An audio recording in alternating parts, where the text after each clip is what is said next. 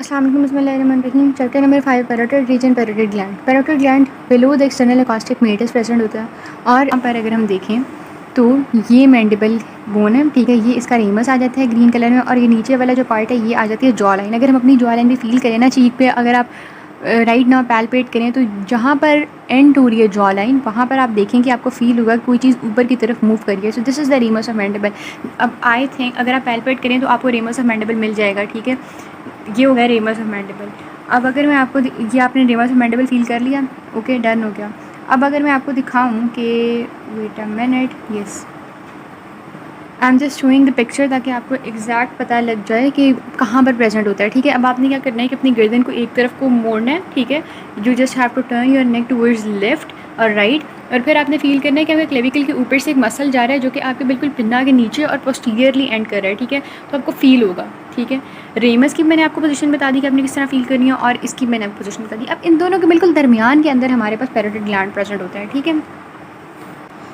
तो ये होगी, ये पैरोटिड ग्लैंड प्रेजेंट है। यहाँ पर उन्होंने वो रेमस ऑफ मैंडिबल नहीं दिखाया हुआ यहाँ पर, तो मैंने आपको बता दिया है किस तरह से आपने गेस करना है कि आप पैरोटिड ग्लैंड कहाँ पर प्रेजेंट है, बिकॉज जब तक आपको उसकी पोजीशन नहीं पता होगी you can not move toward it's relation, ठीक है। अब इंटीरियरली जो होता है ये जो है हम सेक्शन देख रहे हैं, ये लेटरल सेक्शन है, ठीक है। अगर मैं किसी चीज़ की बात कर रही हूँ कि वो इसके एंटीरियरली प्रेजेंट है तो वो इस तरफ प्रेजेंट होगी चीज़, ठीक है। तो एंटीरियरली इसके मैसेटर मसल प्रेजेंट होता है, ठीक है। मैसेटर मसल दिखा देती हूँ। ये वाला मसल जो है ये मैसेटर मसल है, ये वाला जो बिल्कुल इसके आगे पर प्रेजेंट है इस तरह जिसके फाइबर्स जा रहे हैं, ठीक है।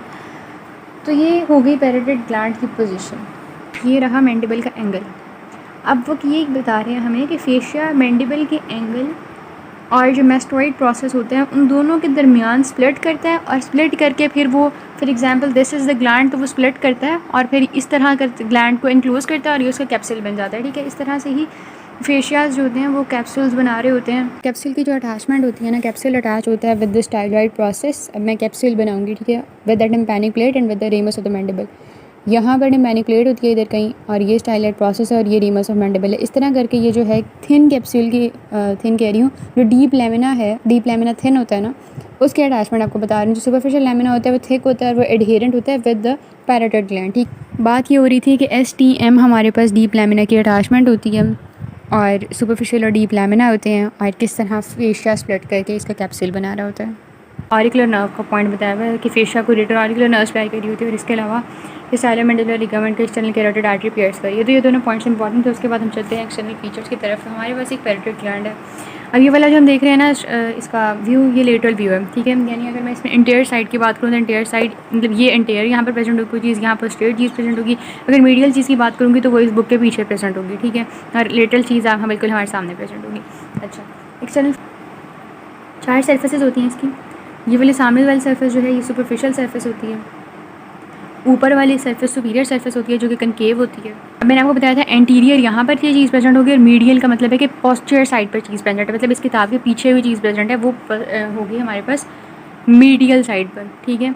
तो ये एंटीरियर है। अब यहाँ पर कोई सरफेस इस तरह करके प्रेजेंट होनी चाहिए जिसे हम एंट्रोमीडियल कह रहे हैं, और यहाँ पर कोई चीज़ इस तरह करके प्रेजेंट होनी चाहिए जिसे हम पोस्ट्रोमीडियल कह रहे हैं। तो बिल्कुल ऐसी बात है, मैं इसे इस तरह करूँ तो यहाँ पर ये इस तरह करके प्रेजेंट है, ठीक है, जिसमें से एक साइड एंट्रोमीडियल है और एक साइड पोस्ट्रोमीडियल है, ठीक है। सरफेसेस की बात मैं कर रही हूँ। अब अगर मैं बॉर्डर्स की बात करूँ तो बिल्कुल हम इसको वापस उसकी जगह पे रखते हैं।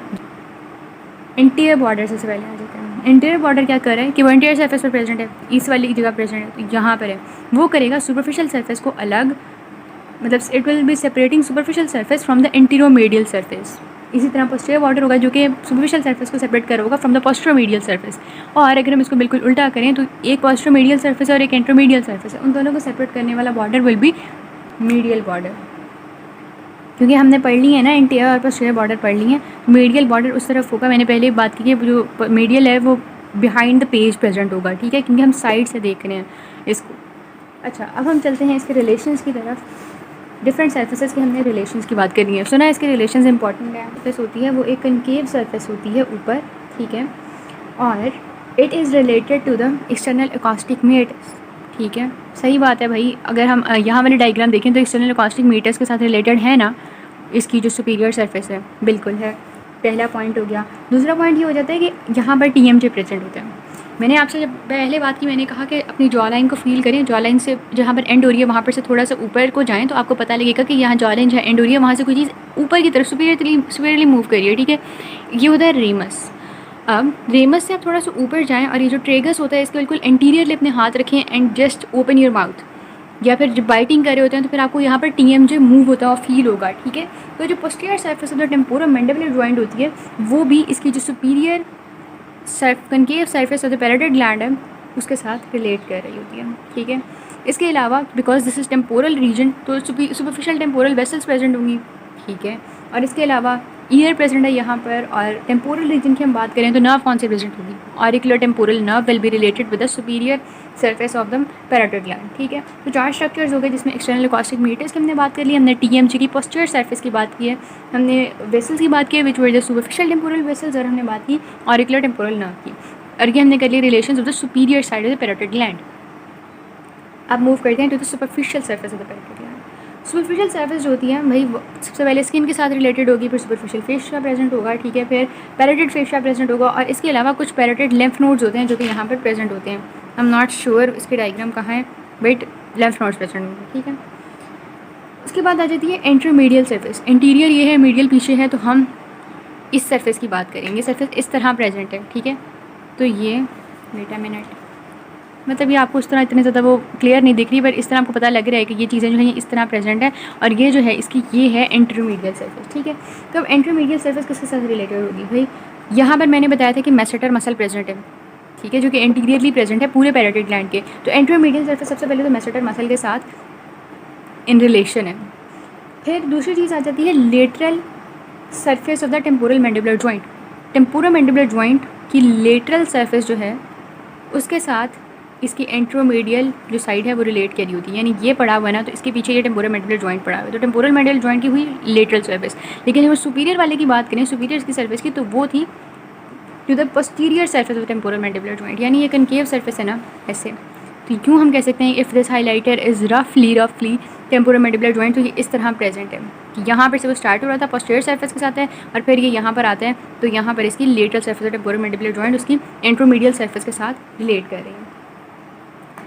तीसरी चीज़ आ जाती है ये जो है ना एंट्रोमीडियल सरफेस के रिलेशन, इसमें बहुत ज़्यादा एम्स आते हैं। हमने पहले मैसेटर की बात की, हम फिर टेम्पोरोमैंडिबुलर जॉइंट की बात करें, अब हम बात करेंगे कि ये जो रेमस ऑफ मैंडिबल होता है ना, इसका भी जो पोस्टीरियर बॉर्डर होता है, रेमस ऑफ मैंडिबल की बात हम काफ़ी बार कर चुके हैं, इसका जो पोस्टीरियर बॉर्डर होता है उसके साथ रिलेट कर रहा होता है। मीडियल टेरिगॉइड यहाँ पर प्रेजेंट होता है, मीडियल टेरिगॉइड के साथ इन रिलेशन प्रेजेंट होता है। और आखिरी बात आ जाती है emerging branches of the facial nerve. वो हमें देख रही हैं कि एमर्जिंग ब्रांचेस हैं, काफ़ी चीज़ें होती हैं जो कि इसके पैराइटल ग्लैंड के अंदर प्रेजेंट होती है, वो हम अभी कुछ लम्हों में स्टडी करते हैं, ठीक है।